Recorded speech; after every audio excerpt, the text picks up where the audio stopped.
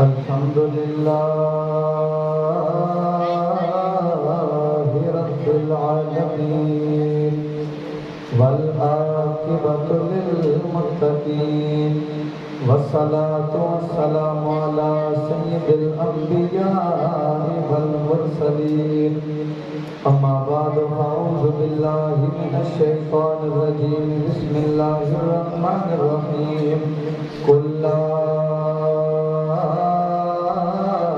أسألكم عليه أجرا إلا المودة في القربى صدق الله مولانا العظيم الصلاة والسلام عليك يا سيدي يا رسول الله وعلى آلك وأصحابك يا سيدي يا حبيب الله سارے پڑھ لیجیے الصلاة والسلام عليك يا محبوب رب العالمين وعلى آلك وأصحابك يا خاتم النبيين بعد الحمد والصلاة میرے نہایت ہی واجب الاحترام بزرگوں دوستوں اور عزیز ساتھیوں السلام علیکم ورحمۃ اللہ وبرکاتہ۔ آج کی یہ بابرکت محفل شہدائے کربلا کے حوالے سے منعقد ہے بسلسلہ 11ویں شریف۔ اللہ تعالیٰ کی بارگاہ میں دعا ہے کہ ہم سب کا آنا اپنی بارگاہ میں قبول و منظور فرمائے اور ہم سب کو اہل بیت سے سچی محبت کرنے کی توفیق عطا فرمائے۔ بلا تاخیر میری گفتگو کا آغاز ہے۔ اللہ تعالیٰ نے فرمایا قُلْ لَا أَسْأَلُكُمْ عَلَيْهِ أَجْرًا إِلَّا الْمَوَدَّةَ فِي الْقُرْبَى۔ اے محبوب، آپ اپنے صحابہ میں، آپ اپنے امتیوں میں یہ اعلان فرما دیں کہ میں نے جو تمہیں دین دیا، میں نے جو تمہیں اسلام کی تبلیغ کی، میں نے جو تمہیں راہ راست پر لگایا، اس کے بدلے میں تم سے کسی قسم کا کوئی اجر نہیں مانگتا۔ ہاں اگر تم کچھ کرنا چاہتے ہو اِلَّا الْمَوَدَّةَ فِي الْقُرْبَى، تو میرے جو قریبی ہیں، جو میرے اہل بیت ہیں، ان سے تم محبت کرنا۔ ایک دفعہ ایک صحابی نے عرض کیا یا رسول اللہ صلی اللہ علیہ وآلہ وسلم، آپ کے اہل بیت سے مراد کون ہے؟ تو میرے مصطفیٰ کریم علیہ السلام نے فرمایا کہ میرے اہل بیت سے مراد حضرت علی ہے، حضرت فاطمہ ہے، حضرت امام حسن اور حضرت امام حسین ہے۔ انہی ہستیوں کو ایک مرتبہ رسول اللہ نے اپنی چادر میں چھپایا اور فرمایا کہ یہ میرے اہل بیت ہے، میں ان سے محبت کرتا ہوں۔ اے اللہ، جو بندہ ان سے محبت کرے تو بھی اس بندے سے محبت کر، اور جو ان سے نفرت رکھے، جو ان سے بغض رکھے، تو بھی ان سے بغض رکھ۔ احباب وقار، حضرت ام سلمہ رضی اللہ تعالیٰ عنہ آپ پاس بیٹھی تھی، عرض کرتی ہے یا رسول اللہ کیا میں بھی ان کے اندر شامل ہوں؟ تو میرے مصطفیٰ کریم نے فرمایا تم تو پہلے سے ہی خیر پر ہو۔ احباب وقار، اب ہمیں پتہ چلا کہ ہم اہل بیت سے محبت کریں تو ہمیں 3 فائدے ملتے ہیں۔ پہلا فائدہ تو یہ ہے کہ ہمیں رسول اللہ کی دعا حاصل ہو جاتی ہے، کیونکہ رسول اللہ نے فرمایا کہ میں جس سے محبت کرتا ہوں اے اللہ تو اس سے محبت کر۔ اور دوسرا فائدہ ہمیں یہ حاصل ہوتا ہے کہ میرے مصطفیٰ کریم علیہ السلام نے فرمایا میں تمہارے اندر 2 چیزیں چھوڑ کر جا رہا ہوں، ایک قرآن ہے اور ایک میرے اہل بیت ہے۔ اگر تم ان سے محبت کرو گے، ان کے نقش قدم پر چلو گے تو تم کبھی گمراہ نہیں ہو سکتے۔ تو جو بندہ بھی اہل بیت کے لڑ لگ جاتا ہے، دوسرا فائدہ ہمیں یہ حاصل ہوتا ہے کہ ہم کبھی گمراہ نہیں ہوں گے۔ اور تیسرا فائدہ میرے مصطفیٰ کریم علیہ السلام کی سنت ہے حضرت امام حسین سے محبت کرنا۔ ایک دفعہ حضرت فاطمہ الزہرا رضی اللہ تعالی عنہ اپنے 2 بچوں کو ساتھ لے کر اپنے والد یعنی کہ رسول اللہ کی بارگاہ میں رات گزارنے کے لیے گئیں۔ احباب وقار، حضرت امام حسن رسول اللہ کے پاس سو رہے تھے اور حضرت امام حسین حضرت فاطمہ کے پاس سو رہے تھے۔ رات کا وقت ہوا تو حضرت امام حسین اپنے نانا جان سے کہتے ہیں کہ مجھے بھوک لگی ہے۔ تو گھر کے اندر ایک دودھ کا پیالہ رکھا تھا، تو میرے مصطفیٰ کریم نے وہ دودھ کا پیالہ اٹھایا۔ حضرت امام حسین بھی جاگ گئے تو وہ امی سے عرض کرتے ہیں کہ مجھے بھوک لگی ہے۔ تو حضرت فاطمہ الزہرا رضی اللہ تعالیٰ عنہ آپ نے بھی دودھ کا پیالہ اٹھایا، تو میرے مصطفیٰ کریم نے وہ پیالہ حضرت امام حسن کو دیا۔ اب حضرت فاطمہ عرض کرتی ہیں یا رسول اللہ، آپ نے دودھ حضرت امام حسن کو دیا ہے تو اس سے پتہ چلتا ہے کہ آپ حسین کے بجائے حسن سے زیادہ محبت کرتے ہیں۔ تو آگے سے میرے مصطفیٰ کریم نے فرمایا دونوں میرے نواسے ہیں، دونوں سے میں پیار کرتا ہوں، دونوں سے محبت کرتا ہوں، لیکن پہلے دودھ حسن نے مانگا تھا، اس لیے دودھ میں نے حسن کو دیا، اور حسن سے زیادہ بڑھ کر میں حضرت امام حسین سے محبت کرتا ہوں۔ تو تیسرا فائدہ یہ ہے کہ حضرت امام حسین سے محبت کرنا میرے مصطفیٰ کریم علیہ السلام کی سنت ہے۔ جب حضرت امیر معاویہ رضی اللہ تعالیٰ عنہ آپ اس دنیا سے تشریف لے گئے تو آپ کا بیٹا یزید تخت پر آ گیا، تو وہ بڑا برا آدمی تھا، آپ کو پتہ ہے، تو اس نے خط کے اندر لکھا کہ مجھے 4 بندوں کی بیعت چاہیے، جس کے اندر حضرت امام حسین یعنی حضور علیہ السلام کے نواسے بھی موجود تھے، اور حضرت صدیق اکبر رضی اللہ تعالیٰ عنہ آپ کے نواسے بھی موجود تھے، کہ میں نے ان سے بیعت لینی ہے، باقی کوئی بیعت کرے یا نہ کرے۔ اگر ان کی میں نے بیعت لے لی تو اس کا مطلب یہ ہے کہ میں نے ساری رعایا کی بیعت لے لی، تو اس طرح میری مخالفت کرنے والا کوئی نہیں ہوگا۔ تو حضرت امام حسین رضی اللہ تعالیٰ عنہ آپ نے بیعت کرنے سے انکار کر دیا۔ اس کے بعد یزید نے خط لکھا کہ ان سے بیعت لی جائے، بالخصوص امام حسین سے بیعت لی جائے، اگر یہ بیعت کرتے ہیں تو ٹھیک ہے، نہیں تو یا تو ان کی بیعت لی جائے یا تو ان کا سر لیا جائے۔ احباب وقار، مدینہ کے گورنر نے حضرت امام حسین سے کہا کہ میں آپ سے بڑی محبت کرتا ہوں، میں آپ کا بڑا ادب کرتا ہوں، لیکن دیکھ لیجئے کہ مجھے خط آیا ہے، یا تو آپ کو بیعت کرنی پڑے گی یا آپ کا سر لیا جائے گا۔ تو حضرت امام حسین نے فرمایا کہ میں اپنا سر دے سکتا ہوں، لیکن میں یزید کی بیعت نہیں کر سکتا۔ جب حضرت امام حسین نے یہ منظر دیکھا کہ اب رسول اللہ کی امت بھی میرے خلاف ہو گئی ہے، تو آپ رسول اللہ کے روزے پر جاتے ہیں۔ میرے مصطفیٰ کریم علیہ السلام کے غلام حضرت امام حسین رسول اللہ علیہ السلام کے روزے پر جاتے ہیں، جا کر عرض کرتے ہیں اے نانا جان، آج آپ کی امت میرے خلاف ہو گئی ہے، آج وہ میرے خون کے پیاسے ہو گئی ہے، مجھے سے سر مانگ رہی ہے، مجھے سے ایسے بندے کی بیعت مانگ رہے ہیں جو بندہ انتہائی فاسق و فاجر ہے، جو بندہ حکمران بننے کے قابل نہیں ہے۔ یا رسول اللہ رہنمائی فرمائیے، یا رسول اللہ مجھے پر کرم فرمائیے۔ حضرت امام حسین نے وہاں پر حاضری دی، کچھ وقت گزارا، وقت گزارنے کے بعد واپس آ جاتے ہیں۔ دوسرے دن یزید کا خط دوبارہ آ جاتا ہے، یزید نے وہی لکھا یا تو امام حسین سے بیعت لی جائے یا ان کا سر لیا جائے۔ حضرت امام حسین رضی اللہ تعالیٰ عنہ دوسرے دن بھی رسول اللہ کے روزے پر آ جاتے ہیں، آ کر عرض کرتے ہیں یا رسول اللہ کرم فرمائیے، مہربانی فرمائیے، میری رہنمائی کیجیے، میں مشکل کے اندر پڑ گیا ہوں، میں کس طرف جاؤں، کیا میں بیعت کر لوں یا میں ان کے ساتھ جنگ کا اعلان کر دوں۔ حضرت امام حسین سو جاتے ہیں، رسول اللہ خواب کے اندر آ جاتے ہیں۔ میرے مصطفیٰ کریم علیہ السلام نے فرمایا اے میرے نواسے صبر کرنا، جتنا بھی مشکل وقت آ جائے تم نے صبر کرنا ہے۔ میرے مصطفیٰ کریم علیہ السلام نے فرمایا کل جب کربلا کا میدان سج جائے گا، کل لوگ تیرے مخالف آ جائیں گے، اے میرے پیارے نواسے اس وقت یہ تجھے تیر مارتے رہیں گے، تجھے شہادت کا شربت پیش کرتے رہیں گے، لیکن میرے پیارے نواسے تم نے صبر کرنا ہے، صبر کا دامن ہاتھ سے نہیں جانے دینا۔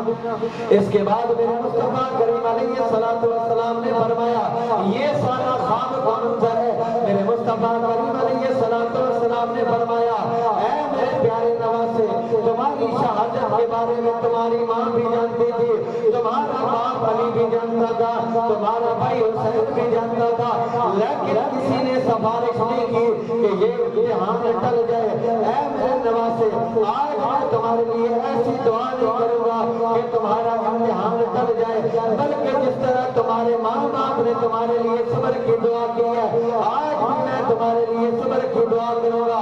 اللہم آتِ الحسین صبرا، اے اللہ امام حسین کو صبر عطا کرنا۔ احباب وقار میرے مصطفیٰ کریم علیہ السلام حضرت امام حسین کو یہ سمجھانے کی کوشش کر رہے ہیں کہ دنیا دار جو ہوتے ہیں کسی کے ساتھ محلے کا وڈیرا ہے، کسی کے ساتھ کوئی یونین کونسل کا وڈیرا ہے، کسی کے ساتھ کوئی وزیر ہے، کسی کے ساتھ کوئی بادشاہ ہے، لیکن اے میرے نواسے میری بات سن لو، جو بندہ صبر کرنے والا ہے اس کے ساتھ کیا ہے، کوئی دنیا دار ہو یا نہ ہو، اس کے ساتھ کوئی وزیر ہو یا نہ ہو، اس کے ساتھ کوئی بادشاہ ہو یا نہ ہو، اللہ تعالیٰ کا قرآن اعلان کرتا ہے ان اللہ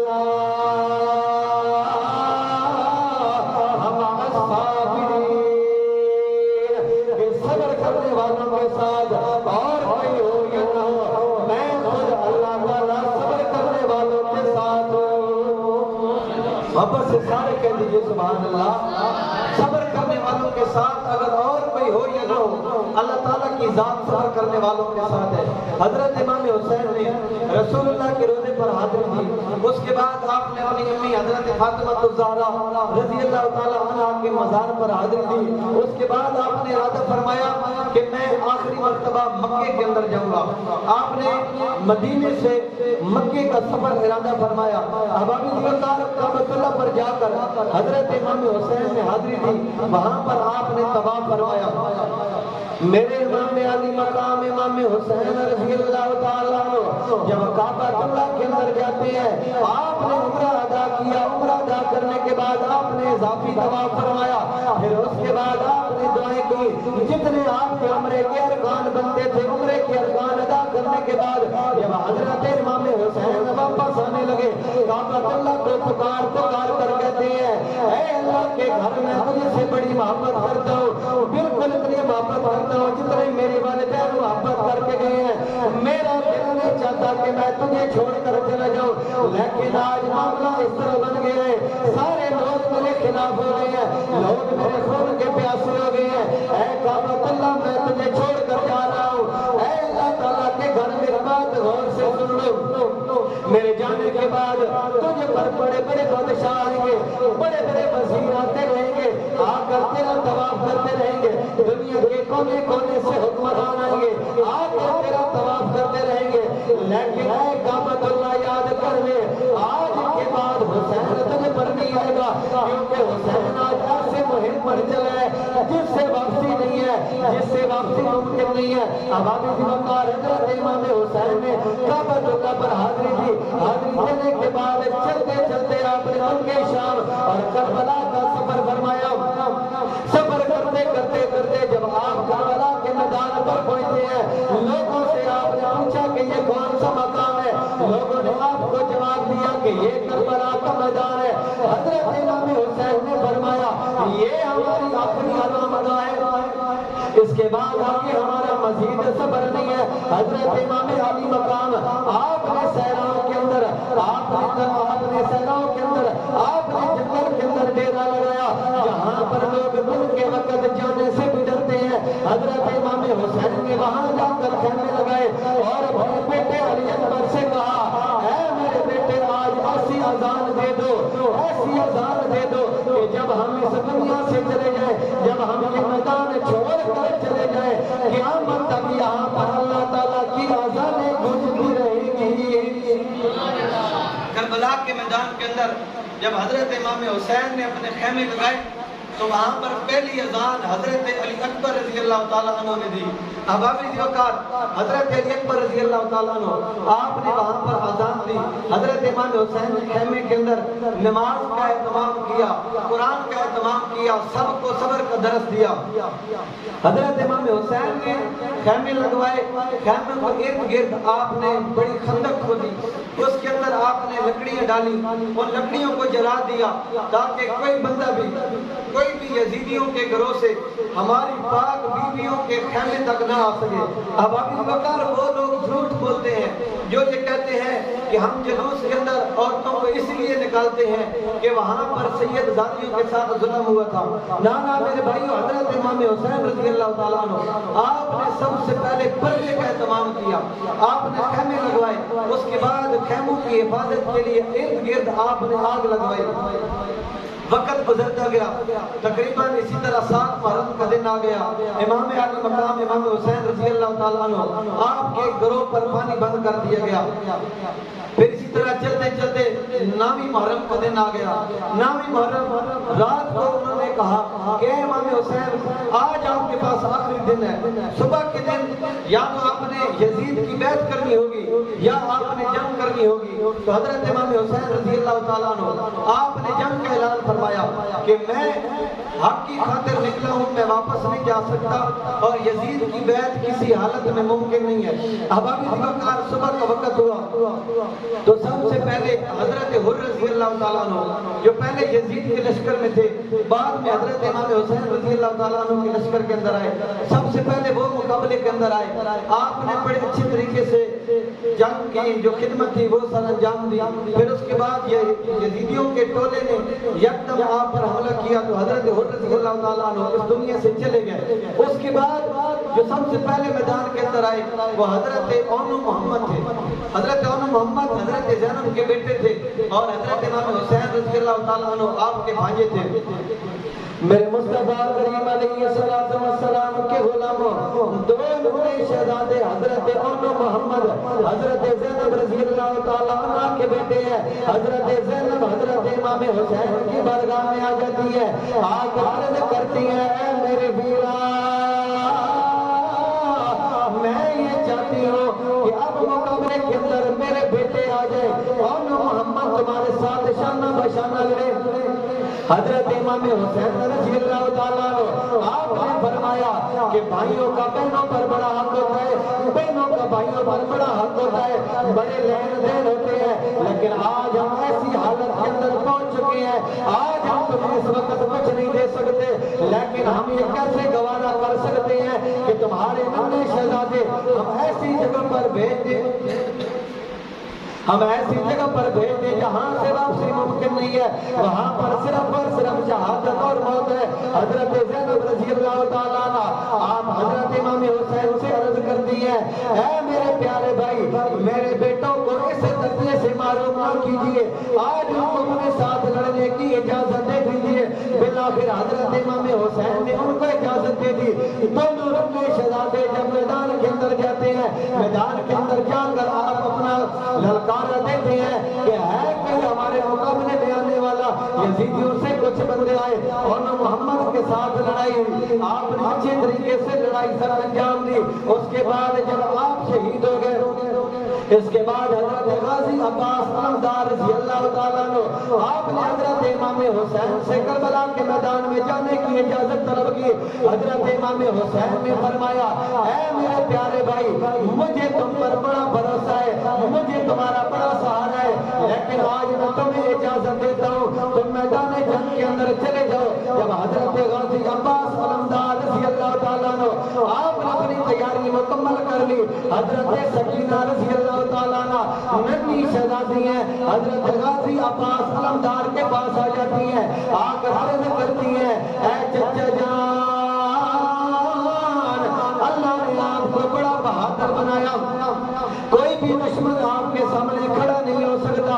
اے میرے چچا جان، میں آپ سے گزارش کرتی ہوں کہ آپ ہمارے لیے پانی لے کر آ جائیں۔ حضرت غازی عباس علمدار نے فرمایا میں جاؤں گا اور پانی لے کر واپس آؤں گا۔ حضرت غازی عباس علمدار آپ نے مشکیزہ اٹھایا، گھوڑے پر سوار ہو جاتے ہیں، میدان کربلا کے اندر آ جاتے ہیں، اچھے طریقے سے آپ نے یزیدیوں کا مقابلہ کیا، ان کو کاٹتے کاٹتے چلے جاتے ہیں نہر فرات کے اندر۔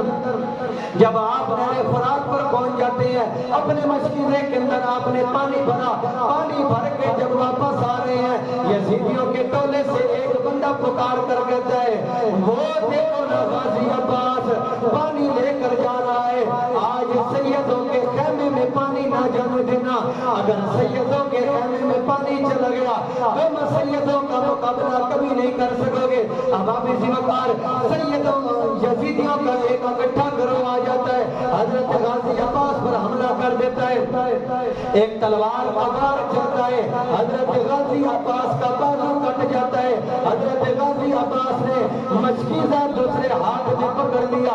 جب آپ نے مقابلہ فرمایا پھر دوسرا وار ہوتا ہے، حضرت غازی عباس کا دوسرا بازو بھی کٹ جاتا ہے. حضرت غازی عباس نے مشکیزہ اپنے منہ میں پکڑا, لڑائی کو چھوڑ دیا, آپ نے خیمے کا رخ کر لیا. جب حضرت غازی عباس دوڑے دوڑے آ رہے ہیں, وہاں سے یزیدیوں کے ایک بندے نے تیر چلایا. اس نے سیدھا نشانہ مشکیزے پر رکھا. جب تیر لگتا ہے خیمہ پھٹ جاتا ہے, سارے کا سارا پانی زمین پر گر جاتا ہے. اسی دوران حضرت غازی عباس علمدار رضی اللہ تعالیٰ عنہ آپ گھوڑے سے زمین پر گر جاتے ہیں. جب آپ زمین پر گر جاتے ہیں, آپ ایک ہی جملہ فرماتے ہیں. آپ فرماتے ہیں, ہائے افسوس اے کربلا کی زمین, آج تجھے تو پانی نصیب ہو گیا, لیکن سید ہوتی ننھی شہزادی پانی نہ پی سکی.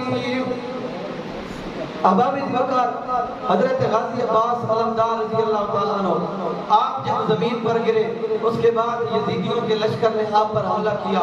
حضرت غازی عباس رضی اللہ تعالیٰ عنہ آپ اس دنیا سے چلے جاتے ہیں, آپ اس دنیا سے رخصت ہو جاتے ہیں. پھر خیمے کے اندر حضرت قاسم رضی اللہ تعالیٰ عنہ جو کہ حضرت امام حسن کے بیٹے تھے, آپ نے حضرت امام حسین سے اجازت طلب کی کہ اے میرے چچا جان, میں آپ سے اجازت طلب کرتا ہوں کہ آپ مجھے میدان کربلا کے اندر جانے کی اجازت دے دیجیے. تو آگے سے حضرت امام حسین رضی اللہ تعالیٰ عنہ آپ نے فرمایا کہ تم ہمارے خاندان کے وہ چشم و چراغ ہو کہ جس کی شکل رسول اللہ سے ملتی ہے, تو ہم تمہیں کیسے اجازت دے سکتے ہیں, اور تم میرے بھائی کی آخری نشانی ہو, ہم تمہیں میدان کربلا کے اندر جانے کی اجازت کس طرح دے سکتے ہیں. حضرت قاسم رضی اللہ تعالیٰ عنہ حضرت امام حسین کی برگاہ میں عرض کرتے ہیں, اے چچا جان, مجھے میرا باپ وصیت کر کے گیا ہے کہ میں نے ہمیشہ آپ کا ساتھ نبھانا ہے. میرا باپ اس دنیا سے چلا گیا, کیا میرا باپ اس دنیا کے اندر ہوتا, آپ کے ساتھ میدان کربلا کے اندر آتا, وہ آپ سے اجازت طلب کرتا, کیا آپ اس کو لڑنے سے منع کرتے. حضرت امام حسین نے فرمایا, بے شک میں اپنے بھائی کو منع نہ کرتا, لیکن میں تجھے اجازت نہیں دے سکتا, کیونکہ اگر تم میدان کے اندر جاؤ گے تم واپس نہیں آؤ گے. احباب وقار حضرت قاسم نے فرمایا, میرے گلے کے اندر ایک تعویذ ہے, مجھے اپنے باپ نے فرمایا تھا کہ جب بھی تجھ پر مشکل وقت آ جائے تم نے اس تعویذ کو پڑھنا ہے, اس کو کھول کر پڑھ لینا ہے, جو کچھ بھی اس پر لکھا ہوا ہوگا تم نے عمل کر لینا ہے. اگر تم اس تعویذ پر عمل کر لو گے تم ہمیشہ کے لیے کامیاب ہو جاؤ گے. واپس سے سارے کہتے ہیں سبحان اللہ. جب آپ سبحان اللہ کہیں گے تو مجھے بھی تھوڑا سا آسرا مل جائے گا, واپس سے کہہ دیجیے سبحان اللہ. حضرت امام حسین رضی اللہ تعالیٰ عنہ آپ نے قاسم سے فرمایا کہ ٹھیک ہے تم اپنا تعویذ کھول کر پڑھ لو. جب حضرت قاسم نے اپنے گلے کا تعویذ اتارا, تعویذ کھول کر کیا دیکھتے ہیں, تعویذ کے اندر لکھا ہوا ہے, حضرت امام حسین نے فرمایا, اے میرے شہزادے, حضرت امام حسن نے فرمایا, اے میرے شہزادے, کل جب کربلا کا میدان سجے گا, کل جب تمہارے چچا پر مشکل وقت آ جائے گا, تم نے اپنی جان کی پرواہ نہیں کرنی, تم نے میری آخری نشانی ہونے کی پرواہ نہیں کرنی, تم نے اپنے چچا جان کے شانہ بشانہ لڑنا ہے, تم نے میدان کربلا کے اندر اپنی بہادری دکھانی ہے. حضرت قاسم رضی اللہ تعالیٰ عنہ میدان جنگ کے اندر جاتے ہیں, جا کر کہتے ہیں کہ میرے رشتہ دار, میرے محمد آئے تھے, انہوں نے اپنا تعارف نہیں کروایا, لیکن میں تم لوگوں کو اپنا تعارف کرواتا ہوں. میرا نام قاسم ہے اور میرے نانا کا نام محمد الرسول اللہ ہے, اور میں فاطمہ کا بیٹا ہوں, حیدر کرار حضرت علی رضی اللہ تعالیٰ عنہ کا پوترا ہوں. ہائے کوئی جو میرے مقابلے میں آنے والا ہے کوئی ایسا بندہ جو مجھ سے لڑنے کے لیے آ جائے. یزیدیوں کے لشکر سے کوئی بندہ باہر نہیں آیا. یزیدیوں کے لشکر کا جو سربراہ تھا اس نے زور زور سے چلانا شروع کر دیا, اے بدبختو, 18 سال کا جوان ہے, تم میں سے کوئی ایسا نہیں ہے جو اس سے لڑنے کے لیے آ جائے. جب یزیدیوں کا سب سے بڑا سپاہی جو ان کا جرنیل بھی تھا, وہ کہتا ہے کہ میں اس نوجوان سے لڑنے کے لیے آؤں گا. اور ان کا نوجوان جب لڑنے کے لیے آتا ہے, جب ان کا سپاہی ان کا جرنیل لڑنے کے لیے जाता है। हजरत कासिम रज़ी अल्लाह ताला अन्हु आप फरमाते हैं इतनी बड़ी फौज लेकर आए हो और तुम इसके जर्नैल हो, लेकिन तुझे ये भी पता नहीं है कि तुम्हारे सवारी की जीन नीचे लटक रही है। जब उस बंदे ने नीचे देखा, हजरत कासिम ने पहला वार किया। पहला वार करने के साथ ही उसको वासिले जहन्नम कर दिया। अहबाब ज़िवाकार उससे भाई का वालिद जो है वो दूर से देख रहा है कि मेरा जो बेटा है एक बार के अंदर ही जमीन पर गिर जाता है। उसका वालिद हजरत कासिम से लड़ने के लिए आ जाता है। उसके साथ भी ऐसे ही होता है, पहला वार लगता है, पहले वार के साथ ही वो जमीन पर गिर जाता है। यजीदियों का एक बड़ा लश्कर आ जाता है। रिवायात के अंदर आता है हजरत कासिम से लड़ने के लिए तकरीबन 50 बंदे आ जाते हैं। हजरत कासिम से जब लड़ते हैं, हजरत कासिम रज़ी अल्लाह ताला अन्हु उनको अच्छी तरीके से कत्ल कर रहे हैं, अच्छी तरीके से अपने काम का सर अंजाम दे रहे हैं। अहबाब ज़िवाकार कुछ वक्त गुजर जाता है, हजरत कासिम रज़ी अल्लाह ताला अन्हु पर जब वो इकट्ठा हमला कर लेते हैं, वो जख्मी हो जाते हैं। हजरत कासिम जब जमीन पर गिर जाते हैं, वो इकट्ठे हमला कर लेते हैं। हजरत इमाम हुसैन रज़ी अल्लाह ताला अन्हु अपने भतीजे की लाश को उठाने के लिए आते हैं। रिवायात के अंदर आता है, किताब का नाम है करबल की ये याद आई, उसके अंदर लिखा हुआ है कि हजरत कासिम रज़ी अल्लाह ताला अन्हु आपका कद हजरत इमाम हुसैन से भी बड़ा था। जब हजरत इमाम हुसैन ने अपने भतीजे को उठाया, चेहरा बराबर है, सीना बराबर है, लेकिन अल्लाह ने इतना बड़ा कद दिया है कि इतना बड़ा कद दिया है कि आपकी टांगे जमीन पर लटकती हैं। आप अपने भतीजे को उठाकर खैमे के अंदर लेकर आ जाते हैं। हजरत ज़ैनब रज़ी अल्लाह ताला अन्हा आपसे पूछते हैं, हजरत इमाम हुसैन ने पूछा, ऐ मेरी बहन, मैं तुझसे एक बात पूछना चाहता हूँ कि हमारा वालिद भी इस दुनिया से चला गया है, हमारा नाना भी इस दुनिया से चला गया है, मेरा भाई भी इस दुनिया से चला गया है, मुझसे बड़ी तुम यहाँ पर मौजूद है। मैं आज तुझसे मशवरा लेता हूँ कि अगर तुम मुझे अच्छे तरीके से मशवरा दो, अगर हम यजीद की बैत कर लेते हैं, जितने हमारे खानदान वाले जितने सिपाही हैं सारे के सारे बच जाएंगे, लेकिन हम यजीद की बैत नहीं करते। मुझे ये नहीं पता कि तुम्हारा क्या हाल होगा, मुझे ये नहीं पता कि हमारे बाकी सिपाहियों का क्या हाल होगा। हजरत ज़ैनब रज़ी अल्लाह ताला अन्हा आपने बड़ा प्यारा जवाब दिया। ऐसा जवाब है जो सिर्फ और सिर्फ रसूलुल्लाह की बेटी दे सकती है। हजरत ज़ैनब रज़ी अल्लाह ताला अन्हा आपने हजरत इमाम हुसैन से पूछा, ऐ मेरे वीरा, अगर हम सारे के सारे कुर्बान कर दें, अगर हम अपने घर के अंदर कुछ ना बचाए, हमारा कुछ ना बचे, क्या हमारे नाने का दीन बच सकता है? हजरत ज़ैनब कहते हैं कि अगर हम सारे का सारा अपना लुटा दें, अपने भाइयों को अपने सिपाहियों को कुर्बान कर दें, हमारा जो हाल होता है वो हो जाए, क्या हमारे नाने का दीन बच सकता है? तो हजरत इमाम हुसैन ने फरमाया, हाँ, अगर हम इस दुनिया से चले जाते हैं तो पीछे से सबको शऊर आ जाएगा।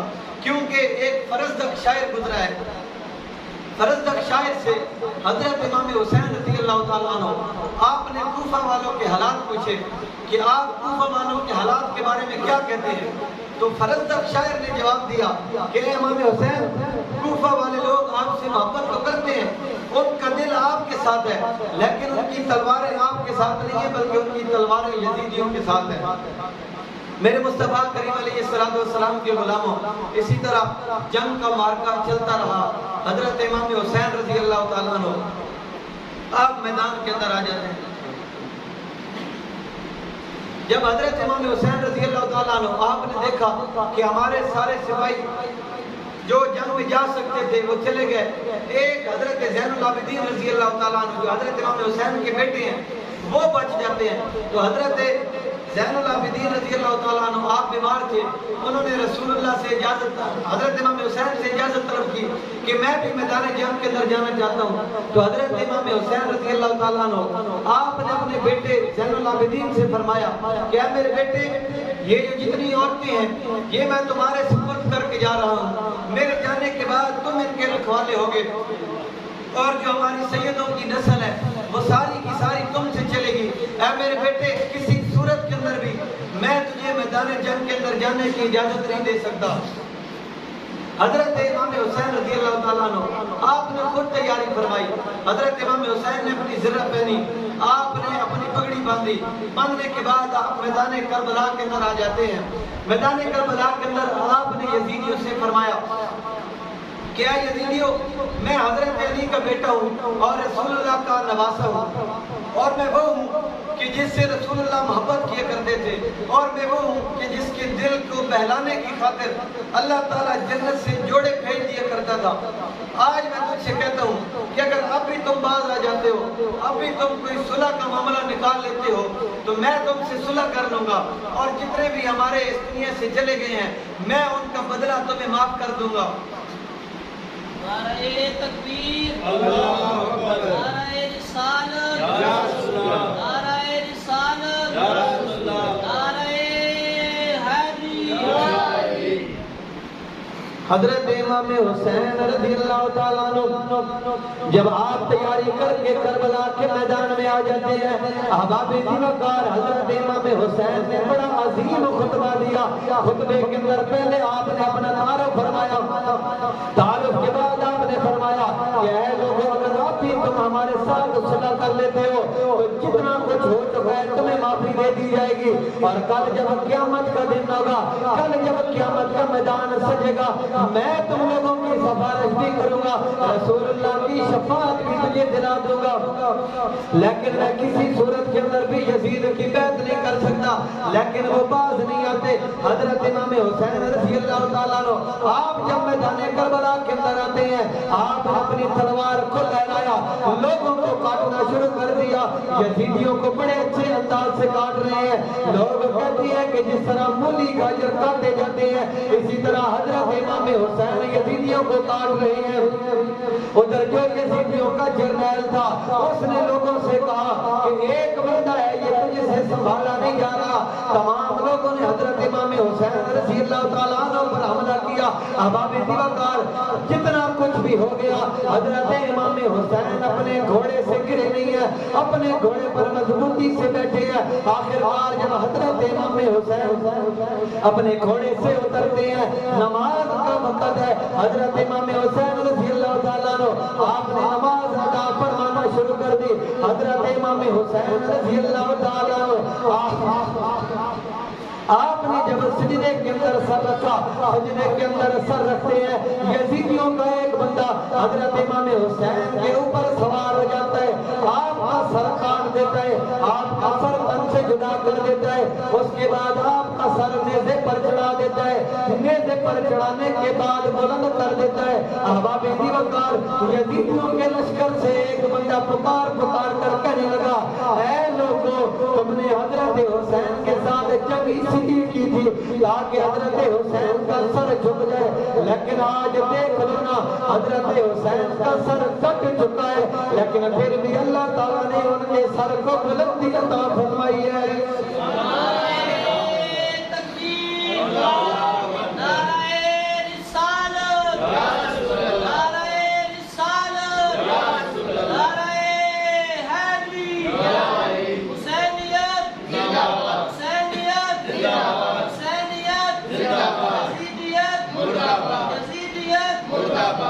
احباب دیوکار حسینیت جو ہے یہ نام ہے غیرت اور حمیت کا. حسین نام ہے حق پر ڈٹ جانے کا. حضرت امام حسین رضی اللہ تعالیٰ عنہ آپ نے تعداد نہیں دیکھی, تو آج بھی جو تعداد ہے وہ حسینیت کا نام نہیں ہے بلکہ یزیدیت کا نام ہے. حسینیت کا نام ہے غیرت اور حمیت کا. احباب دیوکار ہمیں حسین میں رونا چاہیے, لیکن ساتھ ہی ساتھ ہمیں اس بات پر بھی رونا چاہیے کہ بڑا افسوس ہے, حضرت امام حسین رضی اللہ تعالیٰ عنہ آپ نے کربلا کے میدان کے اندر بھی نماز نہیں چھوڑی, اور ہم دنیا کے اندر صحیح سلامت ہوتے ہوئے بھی نمازوں کو چھوڑ دیتے ہیں. حضرت امام حسین آپ نے کربلا کے میدان کے اندر بھی اللہ کے قرآن کو نہیں چھوڑا, لیکن یہاں پر سال گزر جاتا ہے, ہم قرآن کو دیکھتے ہی نہیں ہیں. احباب دیوکار حضرت امام حسین نے یہ جو اپنا گھرانہ قربان کیا آپ نے امن کی خاطر قربان کیا. اگر حضرت امام حسین چاہتے تو آپ کعبہ کے اندر رہ سکتے تھے, مکہ کے اندر رہ سکتے تھے, لیکن آپ کو پتہ تھا کہ یزید نے باز نہیں آنا, اس نے اپنا لشکر یہاں پر بھی بھیج دینا ہے. جب اپنا لشکر یہاں پر بھیجے گا اللہ کے گھر کے اندر خون خرابہ ہوگا. تو حضرت امام حسین کی سنت یہ ہے کہ اللہ کے گھر کے اندر امن قائم کیا جائے. احباب وقار, آج بھی جو اللہ کے گھروں کے اندر امن کو برباد کرتے ہیں, جو فساد لڑائی جھگڑا کرتے ہیں, وہ حضرت امام حسین کے طریقے پر نہیں ہے بلکہ وہ یزید کے طریقے پر ہے. جب یزید پہلی دفعہ تخت پر آ کر بیٹھا تو اس نے اپنے لوگوں سے پوچھا کہ سب سے خوبصورت عورت کون سی ہے, تو اس کو بتایا گیا کہ فلاں جو صحابی ہیں اس کی عورت سب سے خوبصورت ہے. تو یزید نے اس صحابی سے زبردستی طلاق لے لی کہ تمہاری عورت سے میں شادی کروں گا. احبابی وقار, جب یہ مارکا, یہ واقعہ پیش آیا, حضرت امام حسین رضی اللہ تعالیٰ عنہ آپ نے جو شرطیں رکھی تھی صلح کی, تو آپ نے ساتھ میں یہ بھی شرط رکھی تھی کہ وہ صحابی کہ جس کی بیوی کو زبردستی طلاق دلوائی گئی ہے اس سے بھی یزید معافی مانگے گا, اس سے بھی صلح کرے گا. اور سلام ہے اس عورت کو کہ جس کو یزید نے زبردستی اپنے لیے طلاق دلوائی. یزید جو ہے وہ وقت کا حکمران تھا, لیکن اس عورت نے پھر بھی یزید سے شادی نہیں کی. اس نے کہا کہ میں طلاق یافتہ ہی ٹھیک ہوں, لیکن میں تمہارے نکاح کے اندر نہیں آ سکتی. تو جو بھی حضرت امام حسین کے ڈولے کے اندر آ جاتا ہے, آپ کے گروہ کے اندر آ جاتا ہے, تو اللہ تعالیٰ اس کو غیرت اور حمیت عطا کرتا ہے. تو حسینیت جو نام ہے وہ غیرت اور حمیت کا نام ہے. اللہ تعالیٰ ہمیں حضرت امام حسین رضی اللہ تعالیٰ عنہ آپ سے محبت کی بھی توفیق عطا فرمائے, اور آپ کی سیرت پر عمل کرنے کی توفیق عطا فرمائے, آپ کے نقش قدم پر چلنے کی توفیق عطا فرمائے. وما علینا الا البلاغ المبین.